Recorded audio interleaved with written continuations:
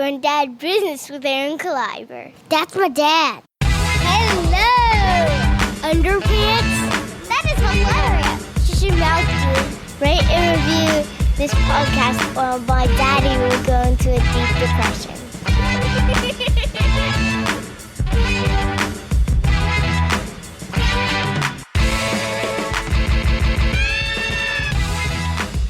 Going down business with Aaron Kleiber. Yeah. Boom. Welcome to Grown Dad Business. This is Aaron Kleiber.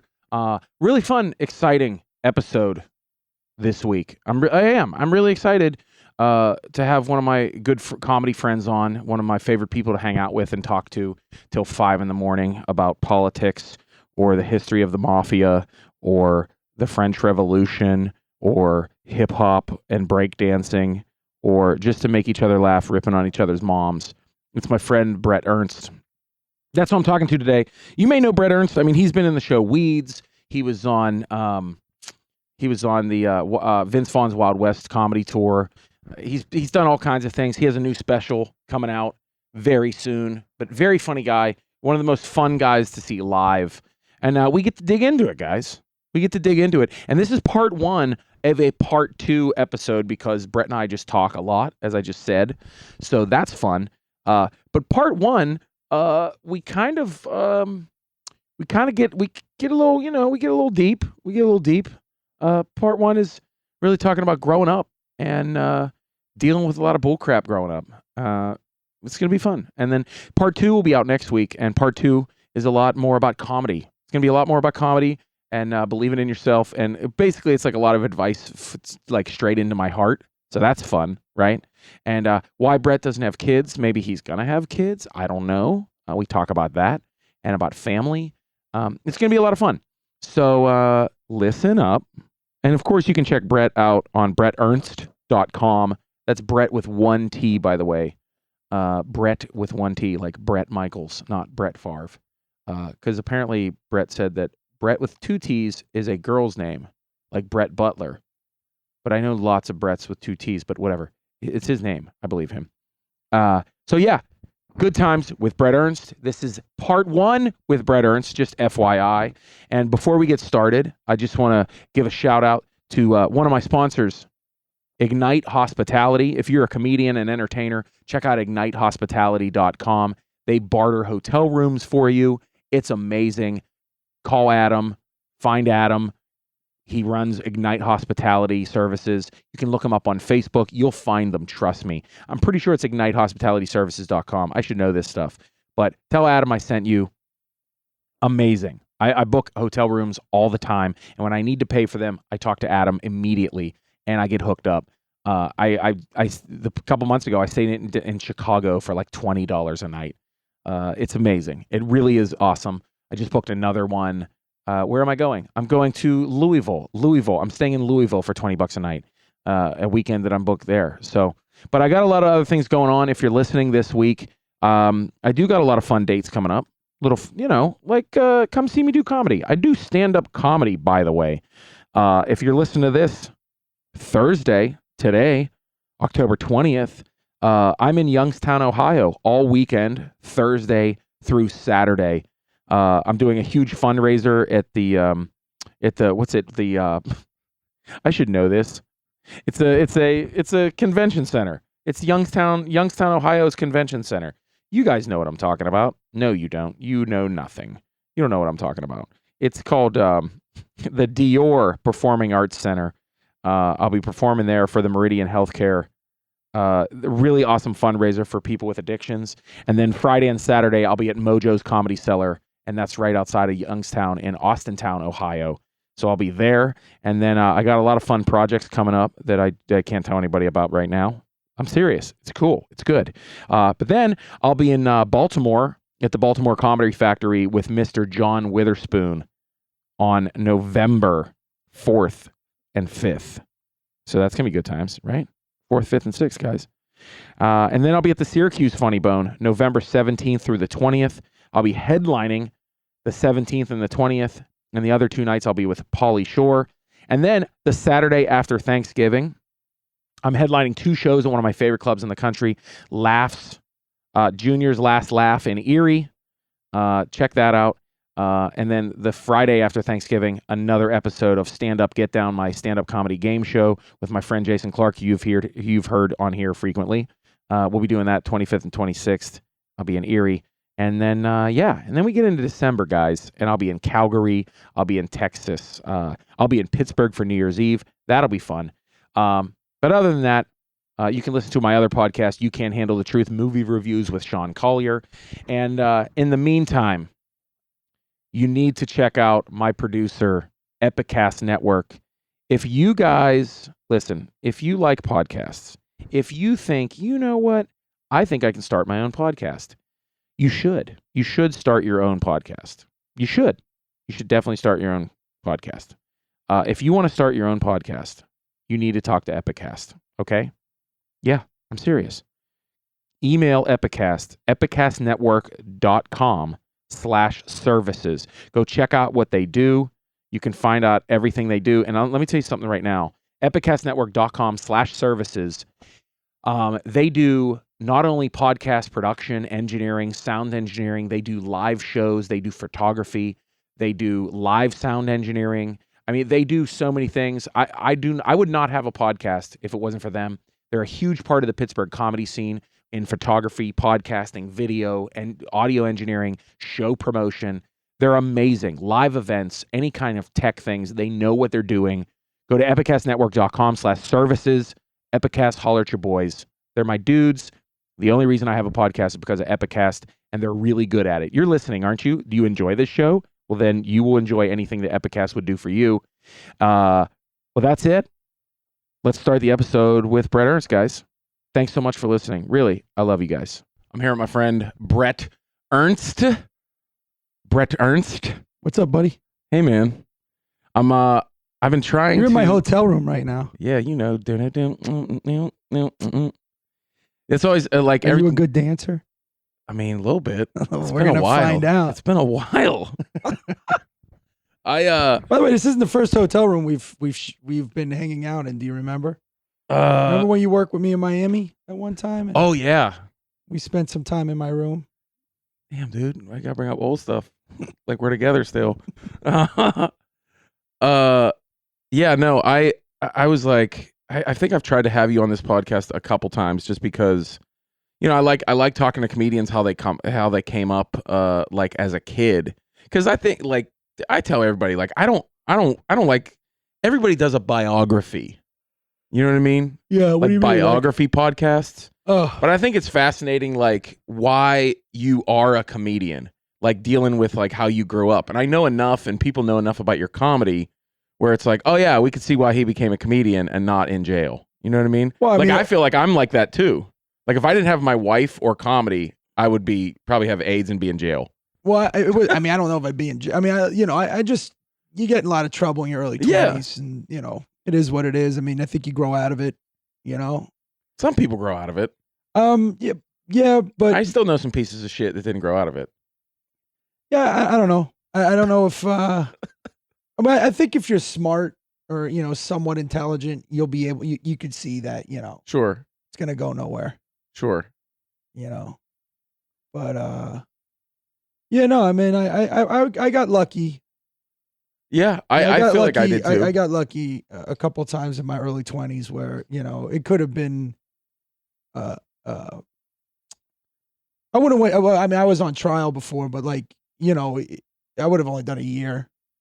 Oh, that's it. But I'm saying it's just, you know, I'm saying there's a few things that could have, Yeah, sure. you know, but I think I would have ended up here. Where Yeah, I'm you at think? now. Yeah, yeah. Where was the point where, like, you know, I'm trying not to be biographical, but I don't want to like just dig into like, hey, so like where was the point where you were like, I'm gonna do comedy and stop messing around? Well, I mean, I always knew I wanted to do it. Like people that knew me growing up, especially like, because I moved around a lot. I went to 15 Right. different schools, you know? Yeah. And 'Cause you ended up graduating in what, in Florida? Fort Lauderdale? well, yeah, I was born in New Jersey, then moved to South Florida, then back to Jersey, then back to Florida. So my middle school years, I started middle school in Florida because 6th grade's middle school in Florida, and then moved to Jersey. But then 6th grade was elementary school, so I went back to elementary school. And then when I moved, then 7th and 8th, I was in New Jersey, and then I was going to start 9th in New Jersey, then move to Florida. Yeah. Yeah, I think was I in went Florida to about, 9th through 12th, and then left again. Right. Yeah, I think I went to 5 schools in like 3rd, 4th, and 5th grade. Yeah, but most of my schools, I went mostly elementary schools. I went to one high school. I was very fortunate. My older brother, I felt bad. He had to go to 3. 3 high schools? Yeah, and he went to 4 middle schools. Ugh. But you know, we had to move around a lot. So that's like, I know for me, like I always want to ask my comedian friends, like, what made you a comedian in a way where it's like, I know for me, like I've said this multiple times, just opening up with people, like, you know, like I was abused as a kid and then I moved to a rough neighborhood and then I was like, I only know how to get along by being funny. You know what I mean? Like the white kid in the projects, I was like, I don't know what else to do. I don't feel like fighting anymore. Like, I'll be funny. So what made you the funny kid? Yeah, kind of. I would say kind of the same thing. I mean, I fought a lot, but I don't know if I got picked on. I mean, I guess you do, but it was like regular shit. Yeah, but I know what you mean. Like it wasn't like I was getting teased. Getting teased and picked on. Yeah, but I mean, you know, everybody does. I mean, I used to get tried sometimes because I was a white boy, but once you throw hands a couple of times after that, you know, everybody pretty much knows that, you know, that's true. You'll throw hands. So that, you know, it wasn't like, but I used to be on the free breakfast program. Oh yes. I was on free lunch, free breakfast and shit like that. Yep. And then we would all sit around and I was just good at mama jokes. Yeah. And plus I was, you know, sitting on the bus, like when I got bussed in. Yeah. You know, you'd just be on the bus cracking jokes with all the bad kids sitting in the back of the bus, you know, making fun of people. And that's how I knew I was very good at you know, the mama stuff. Right. Like it would always be me and like 15 taking on like 10, 15 kids. Oh yeah. I got knocked out a few times though doing that shit. Yeah, I've been punched a couple times trying to be funny. Like I would mostly do Going characters. too far? Huh? I would do characters. I would go in and do like characters from A Living Color, and they'd be like, "Clabber's crazy. Come on, Clabber, do that thing." Like it was always like goofy like that. Like always trying to like be a character. What? I mean, I just would go too far. Like I mean, in the jokes. Yeah. Like, there's this dude that we had, this kid that I used to hang with, who had really fucked up hair, and like I drew a comic of his hair solving mysteries, right? His hair solving mysteries. Well, I used to make fun of him all the time, man. He was a tough kid too. He was like one of those kids nobody really wanted to fuck with. And we I talk about this on stage, but we were sitting around and we were making fun of each other's moms and everything, and you know, just making fun of each other. And then he tried to jump in with some whack shit, like he said some corny shit. And now, mind you, his hair was all fucked up, right? It was a black kid. It was a black kid. But it was his hair was all fucked up, right? But it wasn't like nappy. It was. Everybody made fun of it, but behind his back, Yeah. it was weird because he was trying to get the fade going, you know, back in the day. Anyways, long story boring. He tried to come in on me, and he said some. I forgot. He said some whack shit, and then I was like, I told him. I said I told him. It's a true story. I told him, I said, he had baby eagle hair, right? Like, you ever see a baby eagle? With like, they have this weird hair before the feathers come in. And we had saw a video in science class of a baby eagle. I remember going with my boy. I said, yo, it's Delante's hair, you know? And yeah, everybody fell out laughing. And that's pretty much the last thing I remember. Oh my God. That motherfucker caught me.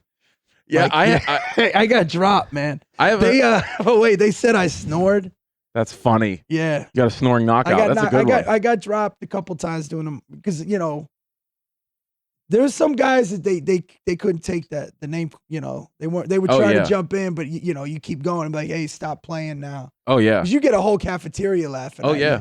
They don't like that shit. In 6th grade, some guys don't like that. I went through the same exact thing, which I only needed one occurrence for that to happen, where I was like starting to go in on the gym class, like cutting up on this one dude 6th grade, already nicknamed Rumpy, right? Already Rumpy. People that I went to high school with know exactly what I'm talking about. And just ripping on him, he knocked me out. I remember hitting the floor. Don't even remember.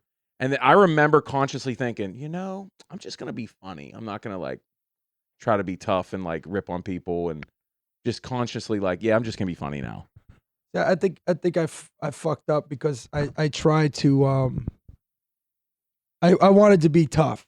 Yeah. You know what I mean? Before funny. Sure, yeah. Funny was an afterthought to me. And then I played football. So I was always trying to be one of the toughest or be one of the best in that area. Yeah.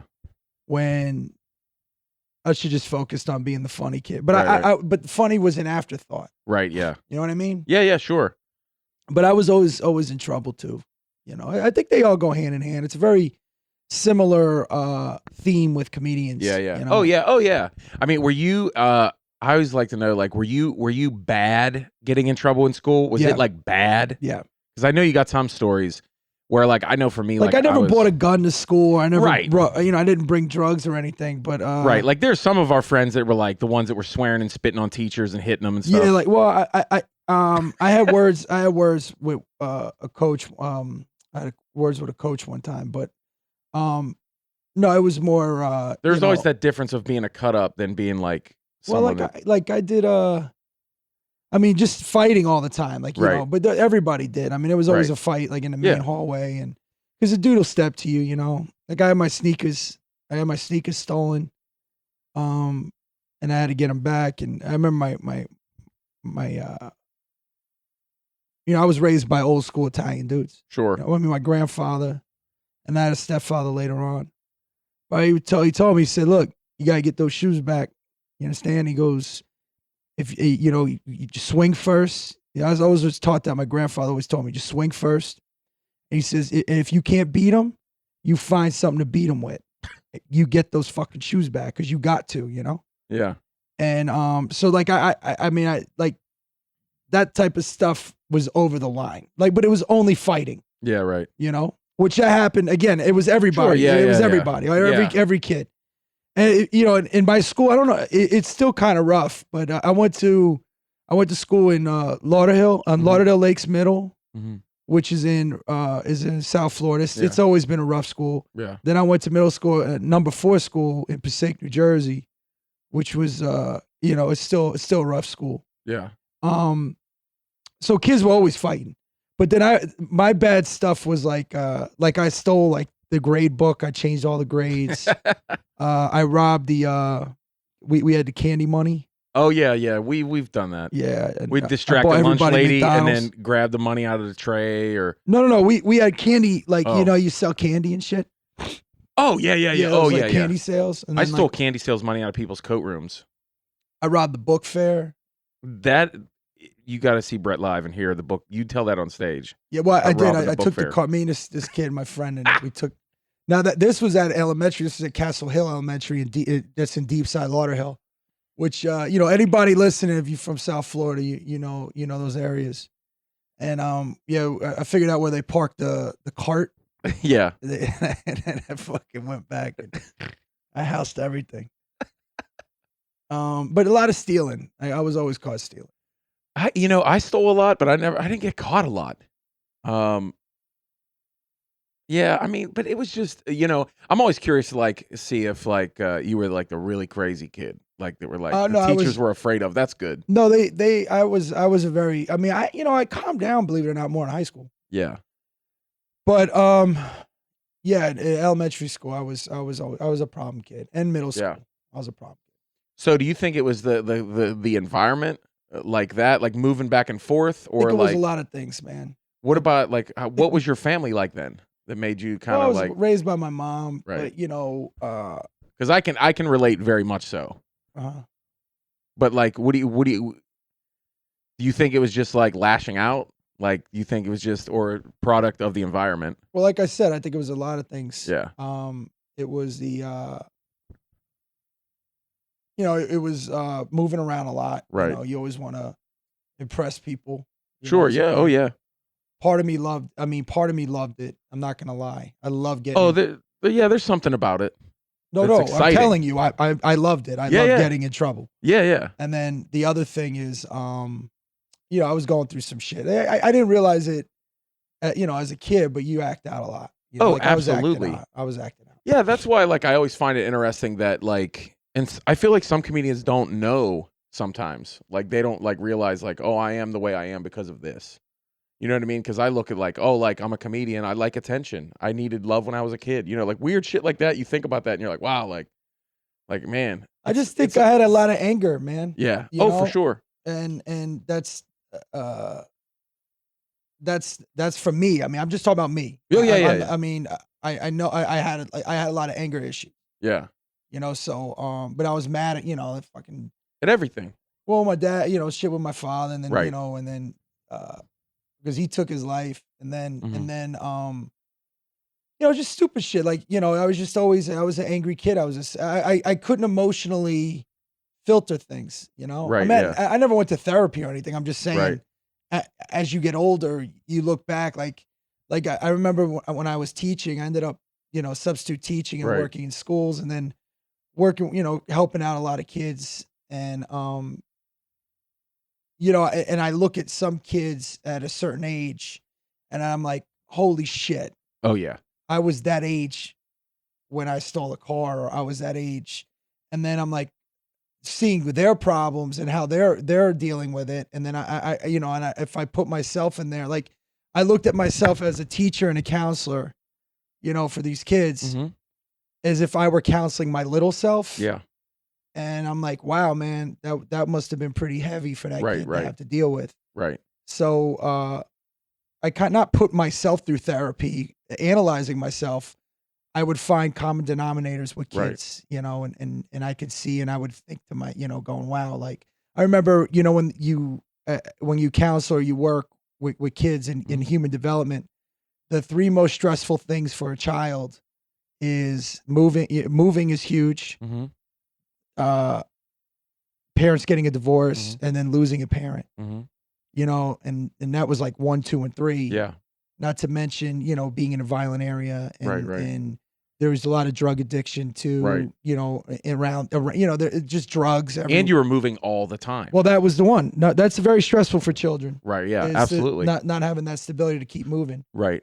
But I will say this: when I first stepped on stage, it all made sense. Right. You know. Yeah, it kind of does too. It's I feel like especially if you go through a childhood that's kind of nuts, like you go through a lot of bullshit, it feels like once you find that that comedy on stage, you're like, "Oh, this is it." Like this is like did you find like comedy like was the first like one of the things Well- that truly felt you like made you Well, complete? here's the thing: I didn't know. First of all, I didn't think I had a bad life. I still don't. Right. You know, because that's all I know. Right. That's like when I talk about, you know, like a fish doesn't know it's wet. Like you Right. don't know that it's dysfunctional. Right. You just think it's normal. You think everybody goes through these things. Sure. And to be quite honest with you, a lot of the kids that I grew up with, they were all going through some shit too. Sure, So yeah. you just figured everybody did. Yeah, sure. You know? Yeah, you live in a rough neighborhood. Everybody's going through some bullshit. Well, see, the thing with Florida is that like we lived in apartment complexes, so you get bused into schools. So like you didn't really. I mean, there were neighborhoods, yeah. but I was raised in apartment complexes. Yeah. So like there were kids in the apartment complex. It was a lot of single moms. Right. Again, you think it's the norm, Yeah. you know, and then and especially in the '80s in Florida, it was just weird. It was a weird time, man. Like Yeah. there was a lot of single parents, a lot of latchkey kids, a lot of drugs. Yeah. I mean, I think more then than now. Yeah. You know. And again, you just think it's normal. Like that's why when I met my wife and you know you meet normal people. Yes. Completely can relate. My like- wife the same way. There's like so many things that you don't like. I never been on a like the vacation thing. Yeah. And, Is you that know, is like, that it's weird to you now? Let me like you're married, you don't have kids. Right. Because I can relate to this completely. Is that I meet my wife and she has this normal family, like mom and dad, like, and I'm like, what the like? Are you were you attracted to that a little bit? Like that like what you feel like that this normal life people have? Like you didn't go through all this. I mean, I don't know. I definitely, you know, it was definitely cool. Yeah. Right. You know, it was definitely cool. You're absolutely right. Like family vacation, Sunday dinner. I'm like, wow. But like everybody, you know, everybody has, everything's relative, Right. you know? So, because obviously nothing's perfect. Yeah. But the fact that it's imperfect is the reason why it's perfect. Hmm. That makes any sense. Sure. Perfection's imperfection. I'm not trying to get deep or anything. I'm just No, saying. no. When the things like have to be It's imperfect. like the chaos theory, like how things have to be kind of crazy to make sense. You know what I mean? Like everything lines up. What I'm saying is, in your flaws is the perfection. So, Sure. like, put it like this: if everything went your way, then that means somebody's not getting their way. Like, you know, Right, if I right. got every job I went out for, Right. that means whoever I went up against is not getting the job. Yeah. Right. So everything's a balance, Yeah. you know, and so there are people. Everything's relative. So, you know, you can meet somebody that may seem to have it together, but they have their problems. But Sure. their problems may not be as bad or as serious as yours. But to them, to them, that's their. well, it's Yeah. the same thing with me. Like, I could, you know, I thought that when I met my wife's family, you know, I was just like, wow, you know, she has a dad. Yeah. You know, they have a Right. guest room. Yeah. Right. You know what I mean? Like, you know, They have everybody a has the vacation same home. last name. Yeah. You know, yeah, vacation home, whatever. But there were kids that had it way worse than me. Sure. You know what I mean? Yeah. Yeah. I do always say, I feel like you would say the same thing, is like you wouldn't change a thing. No, Like people are like, oh, you regret like going through some of this stuff. I'm like, no, because it made me who I am. You know, I'm just happy I ended up on the end that I'm at. You know what I mean? Like I'm thankful for that. I mean, I would obviously want some people to still be alive. Sure. Yeah. Yeah. But, you know, I believe you see him again. Yeah. Absolutely. But again, it all translates, you know, comedy. I think me moving, and it did help me in my success in a sense where I'm so used to traveling and you know, I was so like, when you get into comedy, if you know, you have to, you don't make a lot of money. Right. So you have to learn. It's almost like being a college student again in your 30s, Yeah. you know? Yep. So, you know, I'm delivering pizzas at 31. I didn't care. I didn't matter to me. I was so used to this anyways, you know? Yeah. I always say that too. Like some of my close friends are always, you know, saying like, oh, you know, working in comedy, it takes all this hustle. And I'm used to that. It doesn't bother me. It doesn't bother me hustling. And also doesn't bother me not to have anything. It does now. Right. But see, here's the other problem that happens with that is you're so used to struggling that you get used to struggling. And then, oh, sure. But when you have success, you don't get, you got to learn how to break out of that lower class comfortability. Yeah, yeah, yeah. If that makes any sense. Yeah. Do you like if you want to step your game up, start hanging out with millionaires. Start hanging out with people that are not okay with being broke. Right. Because there is something that happens where you get used to coming up short on something, and then, you know, and it is, you don't realize it, but you become more comfortable with that. You got to learn. Yeah. If you really want to step your game up, you got to learn to hang out with people that don't have that type of mentality. That's not okay. Right. With you know, delivering pizzas. Right. You know, and I think that can help you with the success. No, you're absolutely right. I mean, did you find yourself at a point too where you like almost like you have some success and you want to keep like making it hard on yourself? You're like, no, I'm going to keep doing this and hustling, and like, but no, you don't have to. Relax. Well, that's kind of the that's kind of what I'm trying to say, I guess. There was times like, you know, a lot of shows people would call me. I mean, I had this motto: I would do any show, anywhere, any place. Yeah. And if I could get up 2-3 times a night in LA, if I'm not on the road, and I mean, now that I'm married, it's different. Right. Now, you know, I'm a grown man. Yeah. I'm home with my wife. I'm not out. But when I was single and a comedian, I would do 3-4 shows, try and get up. I would do the worst show, like the worst rooms to the A rooms. Yeah. But it didn't matter. I was like, all right. But then I had to say to myself, like, you know, I got to stop doing these shitty rooms, Right. you know, because I thought it was helping me with my material. Right. It had a purpose. Sure. And now that it's done, I'm not going to get anything out of it anymore. Right. You know? So I won't do any room now. Now Right. I have to say no to some gigs now. Too, I think you reach a point too where you start as a comedian, like you start thinking too, like, you know what, I can't take every, I gotta you gotta set a bar for yourself. Well, that's the thing. You're afraid you're not going to make money. So you're like, sure, Right. I'll do that. Sure, I'll Right, do right. that. Sure, I'll do that. Sure, You I'll gotta do take that. those steps where you gotta kind of set that bar and You make, got to learn how to say no. yeah, And absolutely. you got to learn to turn things down that, but like if you're not a comedian, people may not realize it, but you do these bar shows that are just fucking horrendous. Yeah. But what you get out of them is, it's tough. Like, it's a tough thing. You have to learn to do comedy in front of people that are just pretty much fucking assholes. Right. Yeah. But once you learn, there's only so much you can get out of that. Oh, yeah. Once you can get out of that, the ability to just command a stage and command a crowd. Right. Once you've got that skilled tone, there's no reason for those rooms anymore. Right. Other than it's just going to piss you off. Yeah, that's true. Well, that's when you reach a point too where, like, we're in Pittsburgh. I'm from here. I came up here, and people are like, "Oh, why don't you? You don't come to this mic anymore?" I'm like, dude, like, I can't even deal with that anymore. Like, I don't even know what to tell you. The other thing too is that if these people don't know, like sometimes people. One of my favorite videos is that video of the violinist. You ever see that in the subway? It was the world's top. Oh yes, violinist. yes. I do remember you sharing that. Yeah, that's right. And he was playing it in the subway, and he's Right. the world's best. And people are just walking by.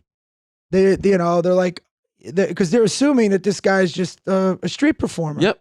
But then there was a person that worked for the New York Philharmonica that knew who he was and couldn't believe he was in the subway Right. and was sitting there listening. And then there was a couple people that could hear the music. Right. But most people were just like, fuck this guy. Right, they didn't right. realize that that the best violinist in the world Yeah. is playing. Yeah. They couldn't recognize the music, and the setting wasn't fitting for that. Right. And now if they were told who that was, then they may have been different. It's the same thing. You have some of the best comedians in the world that sometimes would go into a bar, Mhm. to do a bar show for Yeah. a set or work something out. Mhm. And these people may not know who they are because they may not know they're Right. not on TV. Right. Because they automatically assume if you're a comedian on TV, you got to be the best. When in reality, that's not always the case. Right. And I've seen a lot of good comedians Oh, for sure. that are, legendary comedians getting disrespected by some fucking average person, below average, miserable person. Yeah. And All because they're trying and- to work out at a bar show. right, and they're just there at a bar show, not knowing that. Oh, wait a minute, this guy was just on Comedy Says ranked as one of the best comedians. Yeah. People know who he is. Yeah. And you just see like it just and it gets to a point where it becomes more detrimental to your growth. Right. And plus you don't have to deal with that shit. But it is true. Like a lot of people don't realize, like they think the best comedians, are just on TV, which we all know that's not the case.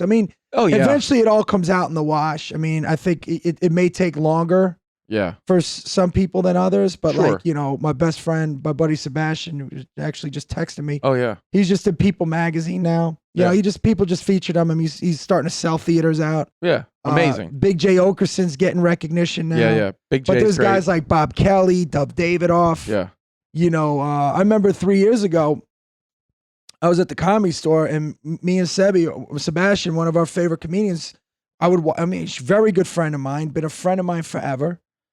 Is Leslie Jones, and I would watch her.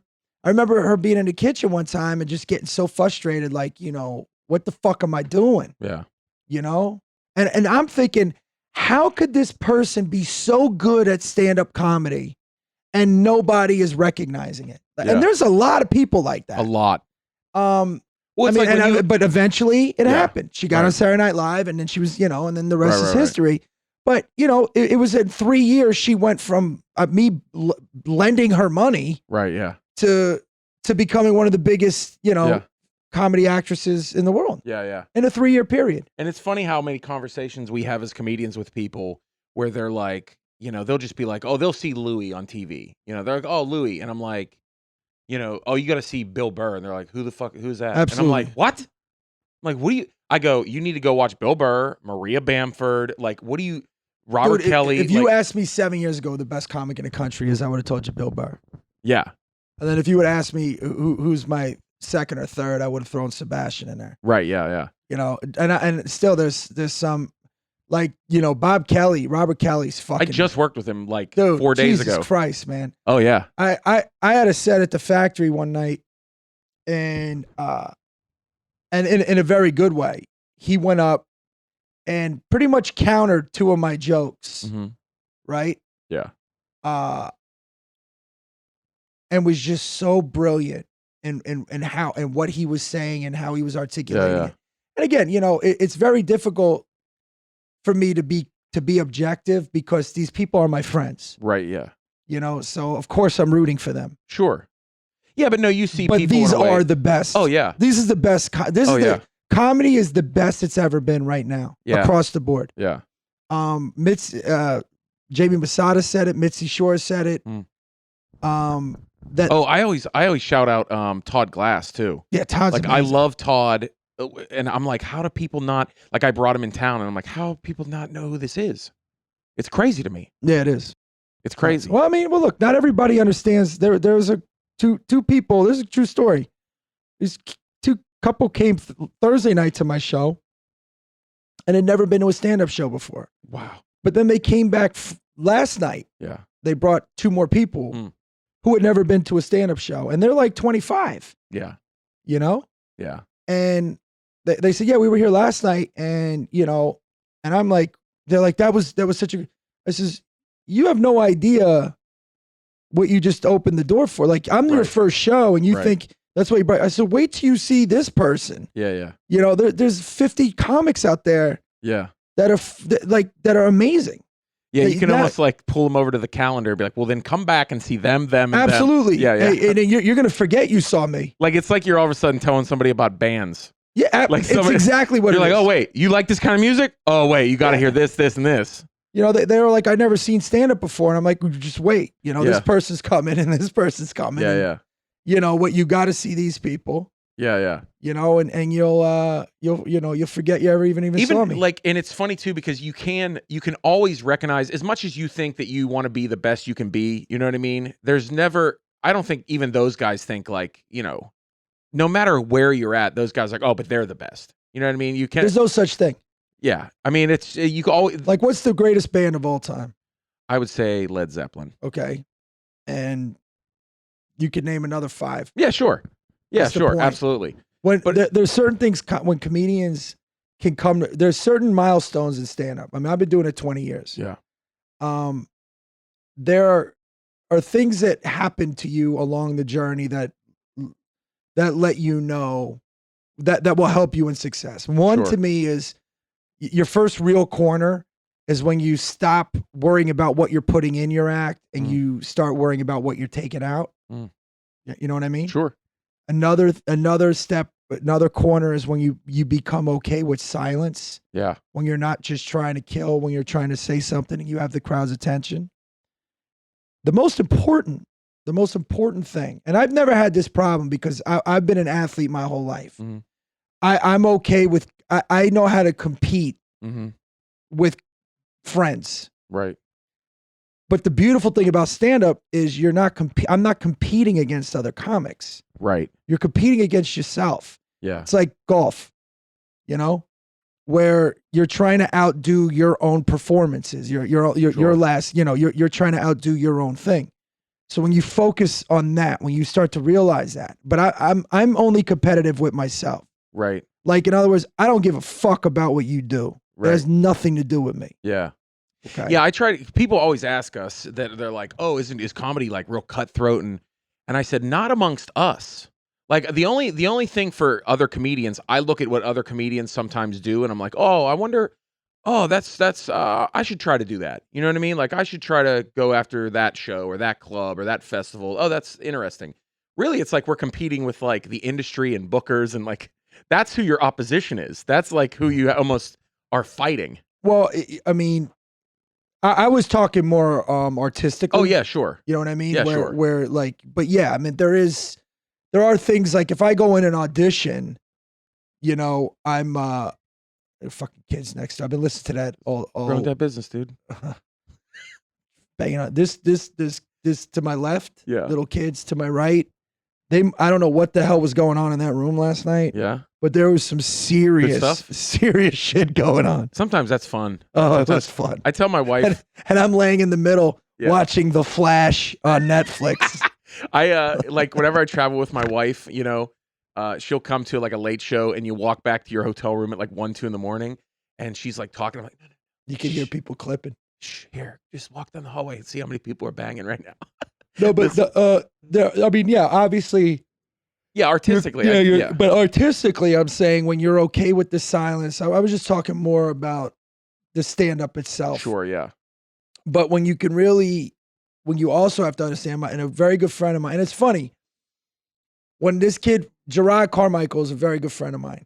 And yeah, hilarious. And he, you know, obviously I was doing comedy longer than him when he moved out to LA and, you know, it's just like any other comics, you all hang out and anyways, but now, you know, he's become so successful now. I mean, he has a show on NBC and he's starring in the new Transformers and, but it's weird that, you know, he's younger than me and had been doing comedy less, but he had a perspective, which, you know, I was usually giving him advice, but then I learned from him and he was pretty much helping. Well, he just said that and he made me realize something, which I kind of knew already, but he articulated it great, is that the comedy table is infinite.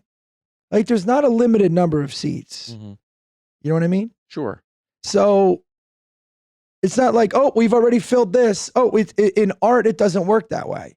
In art, it's just, there could be, like getting back to rock bands, the 70s, there was so many amazing bands that, you know, none of them sounded the same. It was all unique, from Zeppelin to Van Halen to Pink Floyd to even fucking REO Speedwagon to Kiss, you know, but it was just such a good amount of music that everybody ate because you could sell out an arena every weekend with a different band because they were all that good. Right. With comedy, it's the same thing. Is that the table's infinite. You're just going to bring whatever you're going to bring to that table. There's not a limited amount of seats, if that makes any sense. Yeah, I mean, don't you think though, like some people like think there is kind of, not everybody eats though. You know, there are people in stages where they're fighting for bookings and things like that. But see, it's also you got to get to a point to where you can't be denied. Right. Absolutely. By the way, if I'm speaking in non sequiturs, it's because I'm fucking exhausted. Yeah. I was up. I didn't get to bed till 5:30, and I was up at 8:30. Which, you know, I'm fine. I'm just saying. I do the same thing. I'm slowing down. Yeah. No, I know what you mean though. I mean, but that phrase is one of my favorites. Is that you can't be denied. No, eventually it's got to happen. Yeah, and if you don't, then it's not happening. Like Leslie Jones, Bill Burr, Sebastian. I can name people that were doing comedy. Right. Look at Mark Maron. Yeah. I mean, Jesus, that guy's. Oh yeah. I mean, again, I've known Mark, you know, fairly long time, but I knew him when he was, you know, up, down, up, down, up, down. Right. And he's been doing it almost 30. What do you keep looking at? The time? No, my mom and sister keep texting me about I have a family wedding today. So I'm like, my mom and sister are having I don't have my glasses on. My mom and sister are having a fucking conversation. I just keep looking about at this wedding we're going to today. I'm like, leave me alone. It's all right. I'm getting texts too. Yeah. No, you're absolutely right. Because here in Pittsburgh, one of the like kind of, you know, very well-known stories is Billy Gardell, about how, you know, Billy, and he said it on a couple podcasts before about how Gardell was about to work on DVE radio. Yeah, he was going to come get a job. He was trying to get a job in radio, and then he got Mike and Molly. When the Colts were, I think it was the Colts and Saints Super Bowl. The last one, the Colts won. Because I was at we were watching at his apartment. Yeah.